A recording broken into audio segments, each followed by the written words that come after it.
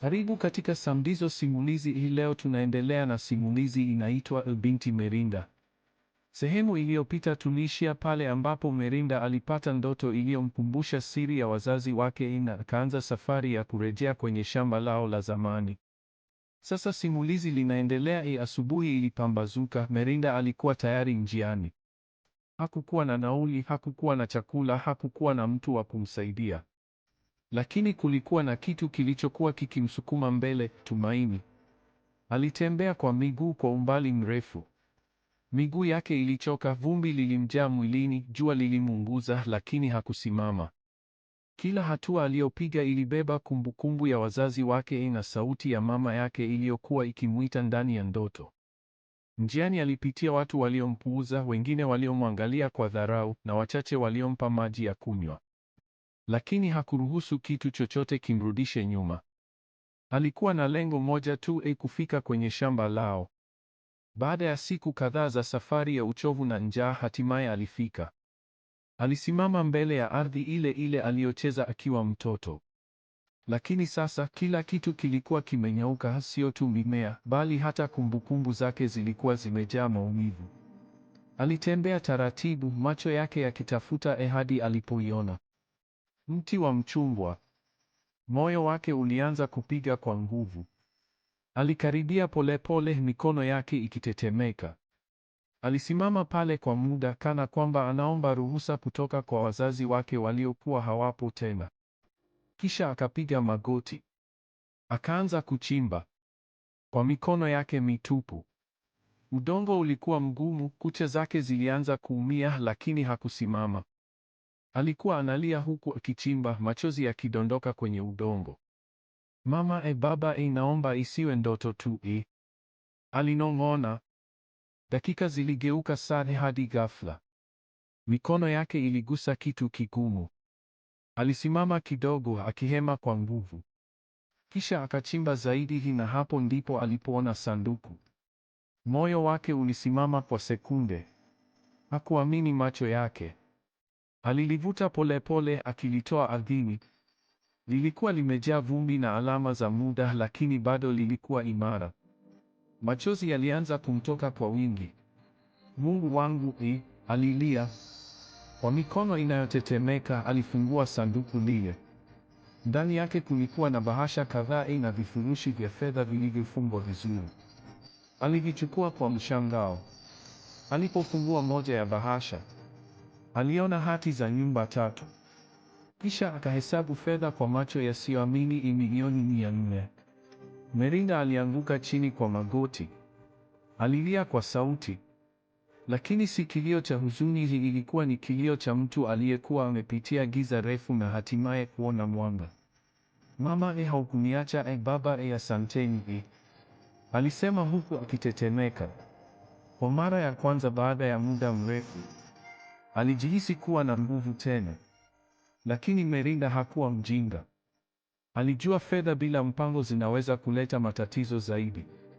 Akiwa na elimu yake ya kidato cha 3, aliamua kutumia akili. Alirudi mjini kwa tahadhari, akificha siri yake. Alifungua akaunti ya benki, akaweka sehemu ya fedha humo kwa usalama.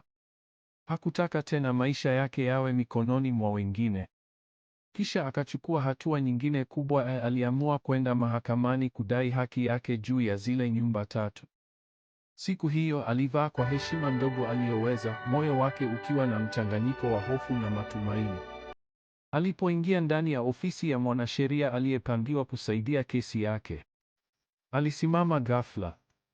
Macho yake yalitanuka. Kwa sababu mtu aliyekuwa amekaa mbele yake alikuwa Mariki.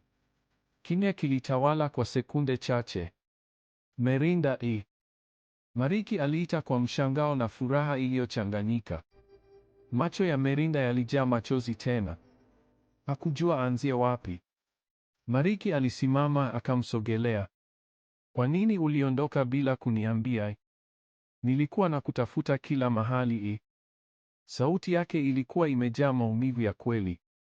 Merinda alishusha macho. Niliogopa, nilihisi ningeumizwa tena, alisema kwa upole. Mariki alitikisa kichwa. Siwezi kukuumiza, siwezi kamwe. Baada ya mazungumzo mafupi, Merinda alimweleza kila kitu: ndoto, shamba, sanduku na mali za wazazi wake.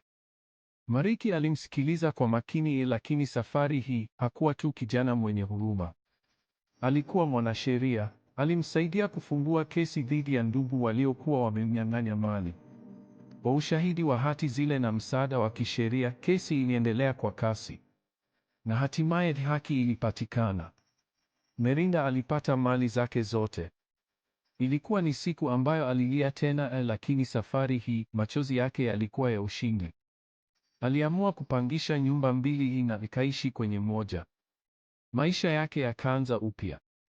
Polepole jeraha la moyo wake lilianza kupona. Na upendo kati yake na Mariki ukachanua tena, safari hii ukiwa na msingi wa imani na ukweli. Baada ya ushindi ule wa mahakamani, maisha ya Merinda yalibadilika kwa namna ambayo hata yeye mwenyewe hakuamini. Kutoka binti wa mtaani aliyelala njaa chini ya miti hadi kuwa mmiliki wa nyumba 3, ilikuwa kama ndoto. Lakini zaidi ya mali, kilichompa amani ya kweli ilikuwa ni kurudi kwa upendo wa kweli. Mariki hakumwacha tena. Alikuwa pembeni yake katika kila hatua, akimfariji, akimshauri na kumhakikishia kuwa sasa yuko salama. Upendo wao ulikuwa umejaribiwa na moto wa mateso, na sasa ulikuwa imara zaidi kuliko hapo awali. Siku moja jioni tulivu, walikuwa wamekaa pamoja nje ya nyumba ya Merinda. Upepo mwanana ulikuwa unavuma na anga lilikuwa limejaa rangi za machweo.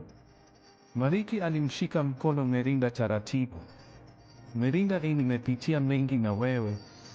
Nimejifunza kwamba upendo sio hadhi, sio mali, ni moyo. Na moyo wangu uko kwako, alisema kwa sauti ya upole lakini yenye uzito. Merinda alitabasamu kwa macho yaliyojaa machozi ya furaha. Na mimi nilidhani sitaweza kupenda tena. Lakini ulinionyesha kwamba bado kuna watu wazuri duniani, alijibu. Ndipo Mariki akatoa pete. Mimi nataka uwe mke wangu.